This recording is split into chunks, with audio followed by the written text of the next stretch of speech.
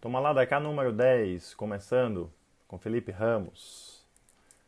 Suas análises aí todas as semanas sobre os acontecimentos políticos e econômicos do Brasil e do mundo, com um olhar sempre diferenciado, sempre além daquilo que você vê na mídia. Análises feitas aí sempre com foco nas consequências dos eventos e naquilo que pode ainda vir a acontecer. O tema da Argentina, obviamente, né, impacta muito aqui no Brasil. Vou mostrar que é capa, inclusive, de hoje do Financial Times, pelo rebuliço, pelo pânico, como chamam aí os economistas, né, que é esse primeiro resultado da prévia das eleições da Argentina tem causado aí nos mercados. Mas não só nos mercados, né, para quem assistiu aí nos noticiários, viu também as reações do presidente do Brasil, Jair Bolsonaro, à vitória, né, do Alberto Fernandes, surpreendente, não tanto pela vitória, mas pela margem de diferença em relação ao Maurício Macri, atual presidente. Né? Então vou comentar e explicar para vocês algumas das consequências e principalmente o porquê a vitória do Alberto Fernandes, né, também é quase que um dado, né? Se não houver algo muito grande a favor do Macri nesses próximos 2 meses, que provavelmente não ocorrerá, né, fica difícil para o Macri reverter essa margem de 15 pontos percentuais aí que o peronismo, né, conseguiu sobre o macrismo. Né? Então, esse é um ponto importante, isso vai ter consequências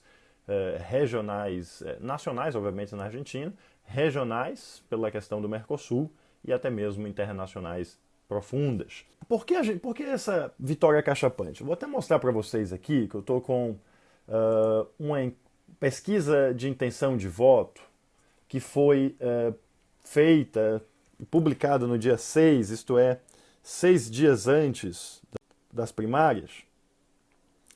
E para que vocês vejam aqui, nessa pesquisa de intenção de voto, nós temos Alberto Fernandes 41 pontos percentuais, né, e o Maurício Macri 37. Né?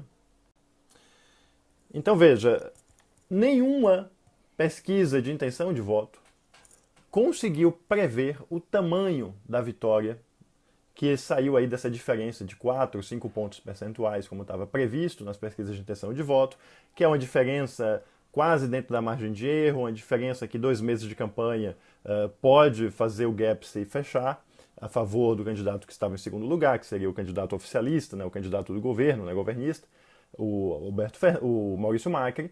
Agora, a subida, né, dessa diferença, né, o aumento do gap para 15 pontos percentuais, torna um cenário de difícil reversão, né? Portanto, uma vitória cada vez mais próxima do candidato Alberto Fernandes, né, da oposição ao Macri. Bom, e ninguém previu isso. Isso já tem uma literatura muito grande na ciência política, né, sobre o shy voter, o eleitor tímido, o eleitor que não responde a quem vai votar, né, para as pesquisas de opinião, porque votam, né, decidem votar em candidatos que são considerados controversos. Né? A Cristina Kirchner, que é vice-presidente, candidata a vice-presidente na chapa do Alberto Fernandes, já, né, deixou um histórico aí de várias controvérsias. Ela é acusada de corrupção, é um tema que polariza a Argentina, uma pessoa que polariza a Argentina. Então, portanto, muitos eleitores não querem dizer que votarão no kirchnerismo, no peronismo de novo. Né? Então, esse é um tema fundamental para entender. Né? As pessoas não responderam que votariam. A mudança não é do dia para a noite, né, do eleitor. Eles simplesmente dizem que não sabem quem vai votar. Portanto, se aparece como não sei, né, uma porcentagem alta que depois acaba indo para o candidato que eles não quiseram publicamente informar o voto. Então esse é um ponto fundamental para entender que o Maurício Macri, né, já tem uma rejeição cada vez mais crescente, justamente porque o governo Macri não conseguiu entregar as suas promessas. O governo Macri ele subiu ao poder justamente 4 anos atrás devido à crise econômica que o kirchnerismo legou à Argentina. e o Macri veio com a proposta dos ajustes estruturais da economia, né? Nós tínhamos câmbio fixo na Argentina, ele liberalizou o câmbio, nós tínhamos subsídios imensos a serviços e produtos básicos, né, como o gás de cozinha. O Macri retira esses subsídios, o que tem impacto inicial, né, imediato na inflação, no nível de renda das famílias, e o Macri informava que isso seria a dor inicial do ajuste e que depois, logo depois, os frutos viriam com o aumento do investimento estrangeiro, com as correções, os ajustes da economia argentina. O que não aconteceu foi justamente a parte boa. Toda a parte ruim do Macri aconteceu e toda a parte boa que ele prometeu não aconteceu. Os investimentos não vieram para a Argentina, a geração de emprego não aconteceu, o câmbio não se estabilizou, o peso se desvalorizou cada vez mais, a inflação continua aumentando, hoje está na casa aqui dos 50%, mais de 50% de inflação anualizada. A taxa de juros está em um nível absurdo de 75%, né? Desvalorização do peso continua, né? Só abrir aqui justamente para ver como está nesse momento, na Folha de São Paulo aqui, mostrando o peso argentino com a sua variação diária, e ele já está na casa dos 53, né? Saiu de janeiro de 37 pesos por dólar, está hoje em 53 pesos por dólar, né? E logo imediatamente a resultado das primárias, com essa vitória acachapante do candidato opositor, o mercado reage em pânico e a Bolsa da Argentina, né, o índice Merval, cai quase 50%, né, 48% para ser mais exato, e o seu valor total de Bolsa hoje é de 41 bilhões de dólares, isto é, menos do que o valor do Santander Brasil. Há 6 empresas no Brasil que tem um valor maior do que toda a Bolsa da Argentina somada. Então é essa a conjuntura argentina, da economia argentina, e essa resposta ao mercado a essas primárias, que tornam a situação econômica da Argentina terrível. E com todas as consequências sociais disso, de empobrecimento, aumento da desigualdade, redução da renda das famílias. Portanto, do ponto de vista econômico, aquilo que o Macri, como homem de negócios, né, que chegou bem sucedido, uma figura liberal clássica, uma pessoa bem estudada, intelectualizada, que fala várias línguas, fala inglês fluente, essa estrela, né, que foi estrela do Fórum Econômico Mundial como a esperança da correção dos rumos da economia argentina, entrega a economia argentina nesse estado terrível às vésperas da eleição. Portanto, aquilo que a população argentina depositou a sua confiança, a sua esperança, como sendo o homem que vai consertar a economia argentina, não aconteceu. Portanto, não tem como sustentar uma vitória eleitoral nesses termos, né? Então, isso para entender essa conjuntura, do ponto de vista da economia. Mas a economia sozinha, né, não elege, ou também não deixa a pessoa perder a eleição, se não houver também o outro lado, que é o lado político da moeda. Do lado político da moeda, né, a habilidade política da ex-presidente, agora senadora, Cristina Fernández de Kirchner, tem sido fundamental na campanha, foi fundamental para a vitória nas primárias com essa margem acachapante. Por quê? Porque é famosa, né, a afirmação, né, do Juan Domingo Perón, de que quando, né, os peronistas, que são basicamente a principal força política da Argentina, e com vários matizes, há peronismo de direita, há peronismo de esquerda, o Juan Domingo Perón, né, o grande chefe clássico do peronismo, uma vez disse que os peronistas são como gatos, né? Quando eles estão aparentemente brigando com aqueles, né, miados muito altos, na verdade eles não estão brigando, eles estão se reproduzindo. Ora, nessa eleição isso tem acontecido. As diversas vertentes do peronismo foram basicamente unificadas, né, não totalmente, mas basicamente unificadas, em torno dessa candidatura. Quem é o Alberto Fernandes? Alberto Fernandes foi chefe de gabinete do Néstor Kirchner, que era o marido, né, da Cristina Kirchner, né, já falecido, o Néstor Kirchner, ex-presidente da Argentina. E o Alberto Fernandes trabalhou para o Néstor Kirchner, e inclusive no início da administração do primeiro governo da Cristina Fernandes.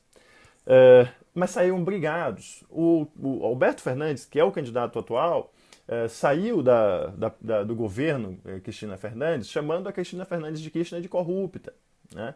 Então eles brigaram intensamente e o Alberto Fernandes foi para a oposição.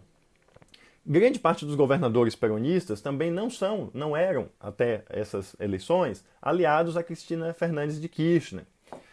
Também o Sérgio Massa, que é uma figura importante do peronismo argentino, também havia rompido com a Cristina Fernandes e concorreu nas eleições passadas, né, que o Macri ganhou, o Sérgio Massa concorreu contra a Cristina Fernandes. Portanto, o peronismo havia se dividido muito, porque a Cristina Fernandes, como teve 2 mandatos na presidência, assim como o Lula no Brasil, começou a ter uma política, uma posição muito hegemonista. Ela queria controlar, ela queria ter a supremacia do peronismo, que é a principal força da Argentina. A principal força política da Argentina não é o kirchnerismo. O kirchnerismo foi uma subvertente do peronismo, que existiu com muita força enquanto o Néstor Kirchner e a Cristina Fernandes estavam no poder. Fora do poder, a Cristina Fernandes, como senadora, se tornou apenas uma das vertentes, uma das mais importantes vertentes do peronismo, mas não a que tem a supremacia sobre todo o peronismo. O que foi que a Cristina Fernandes de Kirchner fez que o Lula não fez no Brasil e por isso, também em grande medida, o presidente Jair Bolsonaro foi eleito por causa da posição do Lula Lembra que o Lula tentou manter a sua candidatura até as vésperas, quando a justiça, obviamente, impediu a sua candidatura, já que ele já era considerado, obviamente, ficha suja. O que a Cristina Fernandes de Kirchner não fez foi justamente cair nesse erro. Aprendeu, né, com o erro do Lula. E o que a Cristina Fernandes de Kirchner fez foi abrir mão.